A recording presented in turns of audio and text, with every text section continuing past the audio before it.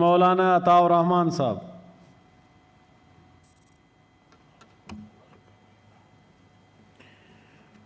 بسم اللہ الرحمن الرحیم. میں نے ایک توجہ دلاؤ نوٹس جمع کرایا تھا. جی معزز ایوان کی توجہ ایک اہم مسئلے کی طرف دلانا چاہتا ہوں کہ ڈیرہ غازی خان میں ایک قصبہ ہے جس کو جھکڑ امام شاہ کہتے ہیں. وہاں ایک شخص جاوید ولد غلام رسول نے قرآن پاک کی بے حرمتی کی. انہوں نے قرآن پاک کے نسخے کو پھاڑ کر نالے میں بھی پھینکا ہے اور موٹر سائیکل پر بیٹھ کر اس کے ٹکڑے جو ہیں وہ کھیتوں اور اس میں بکھیر دیے ہیں.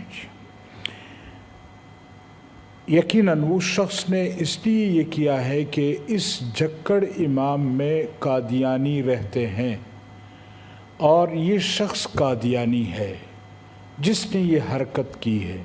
لیکن ستم بالا یہ ہوا ہے کہ وہاں کی جو مقامی پولیس ہے، جب لوگوں نے اس کو پکڑا ہے، پولیس کو اطلاع کی ہے 15 پر، تو پولیس وہاں گئی ہے، ڈی ایس پی گیا ہے، اس بندے کو وہاں سے اٹھایا ہے اور پھر جو لوگ وہاں اس پر احتجاج کر رہے تھے اس پر لاٹھی چارج کیا ہے، ان لوگوں کو زخمی کیا ہے. تو یہ ایک عجیب سا وہ ہے کہ جو شخص قرآن کی بے حرمتی کرتا ہے، پولیس اس کو سپورٹ کرتی ہے، اس کو محفوظ مقام کی طرف لے جاتی ہے، اور جو لوگ اس پر احتجاج کرتے ہیں اس پر وہ لوگ وہاں پر آ کر پولیس جو ہے اس پر تشدد کرتی ہے. تو یہ عجیب وہ ہے. تو میں آپ حضرات کی خدمت میں یہ گزارش کروں گا کہ ایک تو اس واقعے کی تحقیقات کرائی جائیں گی اور دوسری اس کی رپورٹ جو ہے وہ ایوان میں پیش کی جائے. اس کے ساتھ ساتھ یہ گزارش کرنا چاہتا ہوں کہ ایک ہمارے محترم جناب محمد علی صاحب تو ہر جو بات شروع کرتے ہیں صلی اللہ علیہ وسلم درود شریف سے شروع کرتے ہیں اور مدینہ منورہ کے باتیں ہوتی ہیں اور ہمیں، لیکن ہم دیکھ رہے ہیں کہ ان 2 سالوں میں مسلسل جو ہے قادیانی وہ ایک اس چیز کی توہین پر توہین کرتے آ رہے ہیں. میں یہ نہیں کہتا کہ ہمارے پرائم منسٹر صاحب نے جس دن حلف اٹھایا اس دن انہوں نے خاتم النبیین لفظ نہیں کہا. کیوں؟ ہمیں یہ تشویش تھی، لیکن انہوں نے کہا کہ وہ زبان پھسل گئی. ہم نے کہا ٹھیک ہے.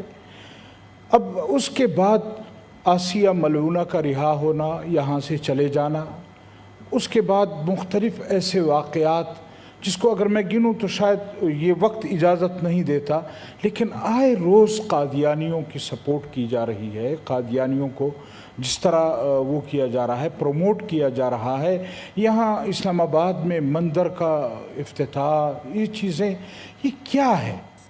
اور پھر ہماری پارلیمنٹ میں پہلی مرتبہ ان کی حکومت میں ان کے پارلیمنٹ کے ممبر نے اسرائیل کی بات کی.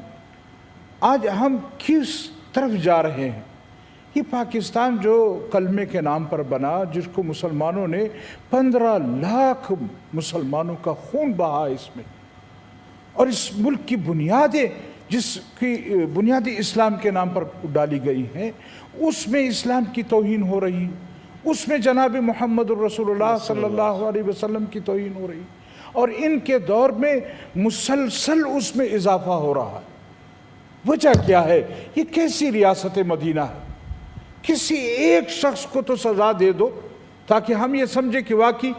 اور اگر یہ لوگ یہ کام نہیں کرتے اور اس طرح قادیانیت کو پروموٹ کریں گے، اس طرح اس کو سپورٹ کریں گے، تو پھر جو پشاور میں فیصل خالد نے کیا ہے، یہاں اس طرح کے واقعات رونما ہوں گے، اس طرح کی باتیں سامنے آئیں گی، اور پھر ہمیں کہا جائے گا کہ اس نے تو بڑا غلط قدم اٹھایا تھا، کیوں کسی کو ماورائے عدالت قتل کیا تھا، لہٰذا اس کی سزا ہونی چاہیے. میں اس طرف نہیں جانا چاہتا، لیکن مجھے یہ بتلایا جائے کہ حکومت کیوں اس طرح کے لوگوں کو پروموٹ کر رہی ہے، اس طرح کی واقعات کو پروموٹ کر رہی ہے، کیوں اس کو ایک انارکی کی طرف لے جایا جا رہا ہے، کیوں مسلمانوں کے ایمان کو جھنجھوڑا جا رہا ہے، کیوں ہمارے ملک کے بنیادی اساس کو جھنجھوڑا جا رہا ہے. جمعیت علماء اسلام نے پہلے دن سے وضاحت کی ہے کہ یہ حکمران یہ ہمارے ملک کے نہیں ہیں، یہ بیرونی قوتوں کے ایجنٹ ہیں، اور آج ان کے عمل ثابت کر رہے ہیں کہ واقعتاً یہ بیرونی قوتوں کے ایجنٹ ہیں۔ آج کس طرح کی بل لائے جا رہے ہیں؟